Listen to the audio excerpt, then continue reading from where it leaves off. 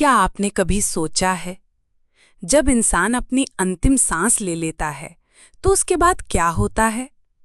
शरीर यहीं रह जाता है, पर आत्मा कहाँ जाती है? क्या वो तुरंत अगले जन्म की ओर निकल पड़ती है या फिर कुछ दिनों तक हमारे आसपास ही रहती है? आज हम जानेंगे कि मृत्यु के बाद आत्मा के 13 दिनों की रहस्यमय यात्रा कैसी होती है, जहां आस्था और विज्ञान दोनों की बातें छुपी हैं। धर्मशास्त्र कहते हैं कि जैसे ही प्राण शरीर से अलग होते हैं, आत्मा भ्रमित हो जाती है। वो तुरंत नहीं समझ पाती कि उसका शरीर अब काम नहीं कर रहा। कहा जाता है कि पहले 2-3 घंटे तक आत्मा अपने ही शरीर के आसपास मंडराती रहती है। कुछ लोग जिनका नियर डेथ एक्सपीरियंस हुआ है, वो बताते हैं कि उन्होंने अपने शरीर को बाहर से देखा, जैसे कोई और देख रहा हो। विज्ञान भी मानता है कि मरने के बाद कुछ मिनटों तक दिमाग सक्रिय रहता है और वही हमें ये अनुभव करवा सकता है। हिंदू मान्यता है कि मृत्यु के बाद पहले 3 दिन तक आत्मा घर परिवार के आसपास ही रहती है। वो अपने प्रियजनों को देखती है, उनके रोने बिलखने को महसूस करती है, लेकिन उनसे बात नहीं कर पाती। यही कारण है कि घर वाले पहले 3 दिन तक दीपक जलाते हैं ताकि आत्मा को अंधकार न लगे।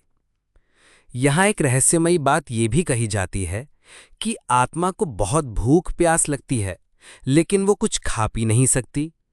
इसीलिए परिवारजन पिंडदान या जलदान करते हैं। धर्मशास्त्रों के अनुसार चौथे दिन से आत्मा अपने जीवन यात्रा को दोबारा देखना शुरू करती है।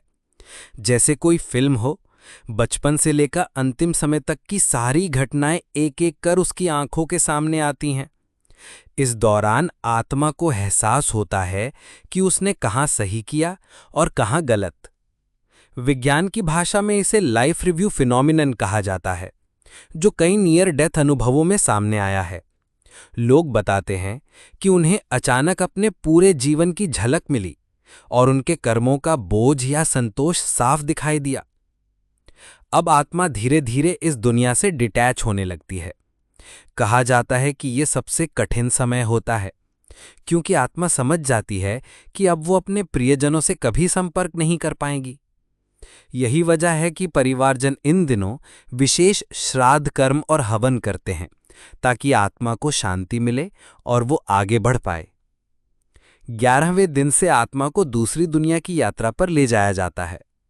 धर्म में कहा गया है कि यमदूत उसे यमलोक की ओर ले जाते हैं, जहां उसके कर्मों का लेखा जोखा देखा जाता है। 13वें दिन तक आत्मा तय कर लेती है कि उसे अगले जन्म की ओर बढ़ना है या फिर स्वर्ग नर्क जैसी किसी अवस्था में जाना है।